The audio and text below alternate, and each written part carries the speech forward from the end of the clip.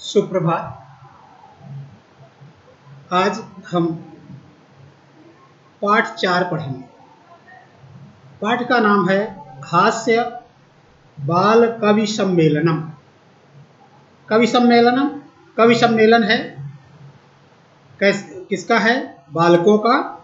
यह हंसी को व्यक्त करने वाला कवि सम्मेलन है। तो यहाँ पर आगे ये दिया हुआ है पाठ के बारे में। तो विविध वेशभूषाधारिणः चत्वारः बालकवयः मंचस्य उपरि उपविष्टाः सन्ति। अधः श्रोतारः हास्य कविता श्रवणाय उत्सुकाः सन्ति, कोलाहलं च कुर्वन्ति। विविध वेशभूषाधारिणः, विविध यानी अनेक प्रकार के वेशभूषा में, पोशाक में को धारण किए हुए चत्वारः चार बाल कवयः बाल कवि मंचस्य षष्ठी एक वचन मंच के ऊपर, मंचस्य मंच के ऊपरी ऊपर उपविष्टाः सन्ति बैठे हैं। सन्ति माने हैं, अस्ति अस्तः सन्ति बहुवचन। अधः माने नीचे, श्रोतारः सुनने वाले, हास्य कविता श्रवणाय हास्य कविता को सुनने के लिए, श्रवणाय चतुर्थी, हास्य कविता को सुनने के लिए उत्सुकाः उत्सुक हैं। उत्सुकाः सन्ति उत्सुक हैं। च और कोलाहलम कुर्वन्ति और शोर कर रहे हैं। यहाँ पर चार कवि बैठे हुए हैं। यहाँ नीचे सुनने वाले हैं, बैठे हुए हैं। आगे देखते हैं संचालक, संचालन करने वाला। अलम कोलाहलेन, कोलाहलेन कोलाहल शोर, अलम मत करो, शोर बंद करो, मत करो। अद्य परम हर्षस्य अवसरः, आज अत्यंत हर्ष का अवसर है, प्रसन्नता का समय है, अवसर है। यत कि अस्मिन् कवि सम्मेलने काव्यहंतारः कालयापकश्च भारतस्य हास्य कविधुरन्धराः समागताः सन्ति। अद्य परम हर्षस्य अवसरः, आज अत्यंत प्रसन्नता का अवसर है कि अस्मिन् कवि सम्मेलने, इस कवि सम्मेलन में, सप्तमी सम्मेलने, काव्यहंतारः काव्य को नष्ट करने वाले, कालयापकाः च और कालयापकाः समय को बर्बाद करने वाले, भारतस्य षष्ठी एक वचन, भारत के हास्य धुरंधर, हास्य कवि, श्रेष्ठ हास्य कवि समागताः सन्ति, आए हुए हैं। समागताः सन्ति, आए हुए हैं। एहि आइए, करतल ध्वनिना, करतल ध्वनि से, तालियों से, वयम हम सब, एतेषाम इन कवियों का स्वागतम कुर्मः, स्वागत करें। गजाधर, सर्वेभ्यो अरसिकेभ्यो नमो नमः। अब यहाँ पर गजाधर कवि हैं। सबसे पहले सर्वेभ्यो सभी, अरसिकेभ्यो नीरस जनों, जिनमें जो अरसिकेभ्यो नीरस लोगों को, नमो नमः नमस्कार है। प्रथमम पहले, तावत तब तक, अहम मैं, आधुनिक वैद्यम आधुनिक वैद्य को,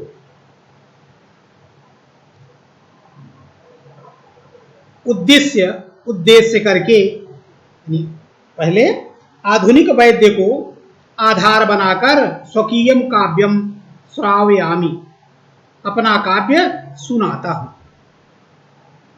अब ये क्या कविता सुनाते हैं? वैद्यराज नमस्तुभ्यम यमराज सहोदर, यमस्तु हरति प्राणान वैद्य प्राणान धनानि च।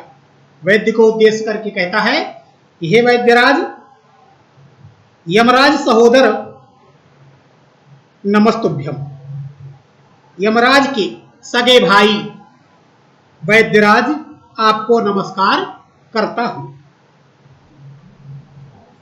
यमस्तु हरति प्राणान, यमराज तो केवल प्राणों को हरता है, यमराज तो केवल लोगों के प्राणों को लेकर के चला जाता है, किंतु वैद्य तो प्राण और धन दोनों ही ले जाता है। जब कोई व्यक्ति बीमार हो जाता है और वह जब ठीक होने की स्थिति में नहीं होता, उस समय लोगों की स्थिति ऐसी हो जाती है कि मैं दोनों तरह से परेशान हो जाते हैं। तो उसी को उद्देश्य करके यहाँ पर वैद्य को उद्देश्य करके कवि ने कहा है कि हे वैद्यराज, यमराज के सहोदर की, आप तो यमराज के सहोदर हैं, आपको नमस्कार करता हूं। लेकिन यहाँ दूसरी लाइन में कहता है कि यमराज तो केवल लोगों के प्राणों को ले जाते हैं, लेकिन वैद्य तो प्राण और धन दोनों ले जाता है। ऐसे कवि को मैं नमस्कार करता हूं। सर्वे उच्चैः हसन्ति, सभी जोर से हंसते हैं। अब अगला दूसरा कवि है कालांतक। अरे वैद्याः तु सर्वत्र परंतु न ते मादृशः कुशलाः जनसंख्या निवारणे ममापि काव्यम इदम शृण्वन्ति भवन्तः। कालांतक कहता है, अरे वैद्याः तु, वैद्य तो सर्वत्र सब जगह हैं, वैद्य तो सब जगह हैं, परंतु न ते न मादृशः, वे मेरे समान, मादृशः मेरे समान नहीं है। क्यों नहीं है? ते मादृशा कुशला जनसंख्या निवारणे न, मेरे समान जनसंख्या निवारण में मेरे समान कुशल नहीं है,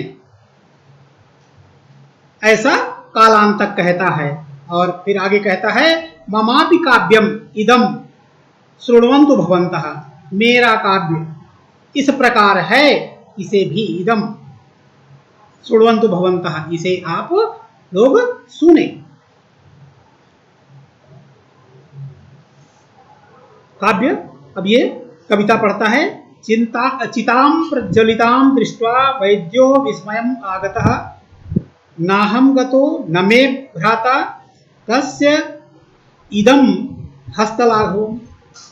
अब यहाँ पर वैद्य, ये कालांतक कहता है कि कोई चिता जल रही है पास में, उस चिता को देख करके कहता है कि न इस माने यहाँ पर न मैं गया और न मेरा भाई गया, तो फिर यह किसके हाथ की सफाई है?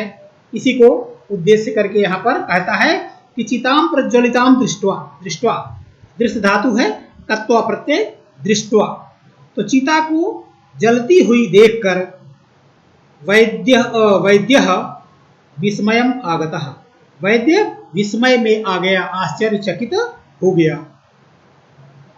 न मैं न अहम गता, न मैं गया, न मैं भ्राता, न तो मेरा भाई गया, फिर कस्य इदम हस्तलाघवम्, यह किसके हाथ की सफाई है?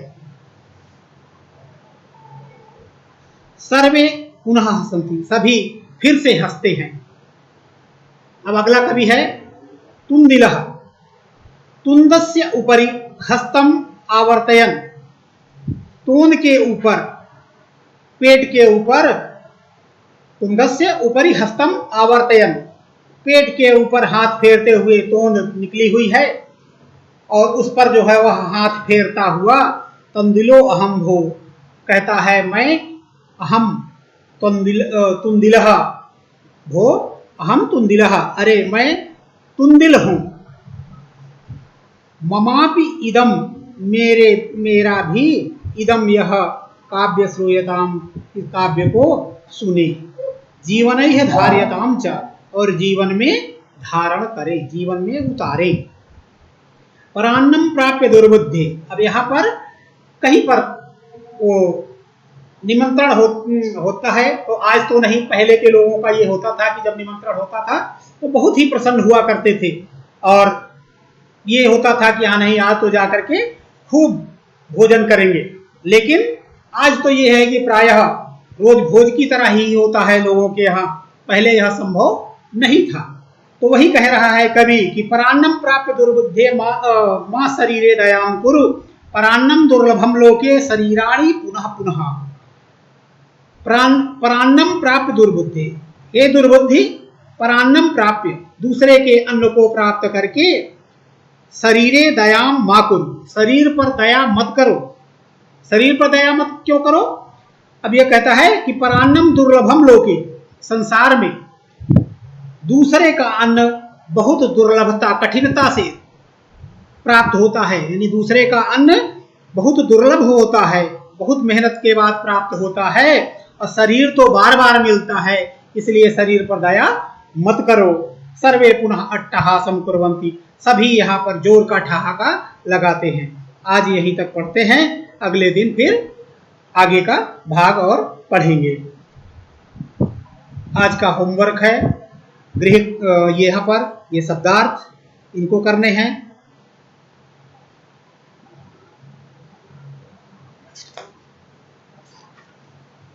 पाठ 2 का गृह कार्य पहले से ही पता है, और जो बाकी था 2 का वो भेज दिया गया है। तीसरे पाठ के भी शब्दार्थ दिए गए थे, और इनमें जो तीसरे पाठ में है तो इनको अपने आप भी कर सकते हैं, इनको गिन लें। यहाँ पर जैसे 1 2 3 4 5 6, और यहाँ पर 3 लाइनें हैं, तो यहाँ इस तरह से 18 घड़े हुए, और इन 18 घड़ों को संस्कृत में लिखने के लिए अगर पीछे से भी देखें तो यहाँ पर गिनती लिखी हुई है। इन गिनतियों में से 18 संख्या जहाँ लिखी हो तो वहाँ पर देख करके अष्टादश लिख सकते हैं। इसी तरह से ये जो आम के फल हैं इनको भी गणना कर लें, इनको गिन लें कि कितने होते हैं। 1 2 3 4 5 6 7, अब यहाँ 7 हैं, तो यहाँ पर ये 3 लाइन है, यानी यहाँ हो गए 21 21, तो इनको भी इस तरह से देख करके 1 ही हो गया। फिर इसी तरह से इनको भी गिन ले, यहाँ ये एक लाइन में 5 हैं, 3 हैं, तो यहाँ पर हो गए 15, और ये हो गए 5 10। यहाँ भी इस तरह से है, इनमें गिने 1 2 3 4 5 6 7 8 9 10 11 12, 3 लाइनें हैं, तो यहाँ पर हो गए ये 36। तो यहाँ पर इनकी संख्या देख करके लिख सकते हैं। इनको भी इसी तरह से करेंगे, और नीचे यहाँ पर ये संख्याएं लिखी हुई हैं, उनके सामने संस्कृत ये जो मंजूषा दी हुई है इनमें से छांट करके लिखना है। तो ये 28 लिखा हुआ है, इसके लिए है अष्टाविंशति ही। 27 लिखा है सप्तविंशति, ये तुम्हारे यहाँ दिए हुए हैं। फिर यहाँ 63 है, ये 30 यहाँ लिखा हुआ है 63, तो यहाँ 30 हो गया। 31 1 63 ये है। इस तरह से इनको यहाँ लिख सकते हैं। चतुर्विंशति 24, 40 के लिए चत्वारिंशत्, 50 के लिए 50। फिर यहाँ पर ये वाक्य बनाने के लिए दिए हुए हैं, इनको इस तरह से वाक्य बनाने हैं कि एषः कृषकः क्षेत्रम कर्षति, ये नंबर डाल रखे हमने, 1 2 और 3, ये 4, तो यहाँ 3 है, पूरे 12 होते हैं, तो एक वाक्य में 4 शब्द हो गए, 1 2 3 और 4, यहाँ 1 2 3 और ये 4 शब्द हो गए। इस तरह से एक वाक्य बन गया। दूसरा वाक्य इसी तरह से बनाते हैं, 5 से लेकर के 5 6 7 8 तक, फिर उसके बाद 9 10 11 12 मिलाकर के एक वाक्य हो गया, तो ये 3 वाक्य हो गए। फिर नीचे यहाँ समय के लिए है, तो यहाँ पर समय लिखे हुए हैं, सप्तवादनम, फिर सार्ध द्विवादनम, यहाँ पर आधा सार्ध, आधे के लिए सार्ध लिखते हैं, और सवा के लिए यहाँ तुम्हारे इसमें दिया नहीं है, लेकिन उसके लिए बाद में फिर जब कक्षाएं चलेंगी तो उसके लिए कि पौना के लिए और सवा के लिए क्या लिखते हैं वह बाद में बता दिया जाएगा। यहाँ केवल सार्ध का ही प्रयोग किया गया है, यानी 10:15 या 5:15 इस तरह का कोई नहीं है, केवल आधे में ही है 9:30, 4:30, 1:30, 10:30, 3:30 इस तरह से लिखा हुआ है। तो ये है। बाकी आगे है यहाँ पर षड ऋतवा 6 ऋतुएं होती हैं। मासाः द्वादश भवन्ति, 12 महीने होते हैं। एकस्मिन् मासे 30 अथवा 31 दिवसाः भवन्ति। फरवरी मासे सामान्यतः 28 दिनानि भवन्ति। मम शरीरे 2 हस्तौ स्तः, मेरे शरीर में 2 हाथ हैं। तो इस तरह से इनका अब ये जो प्रश्न उत्तर है इसको भेज देंगे। पुस्तक कार्य एक बार इनमें कर लें और फिर जो वो उत्तर पुस्तिका में जो कार्य करना है उनको उन नंबरों को डाल देंगे कि इन नंबरों को उस उत्तर पुस्तिका में करना है। आज यही था।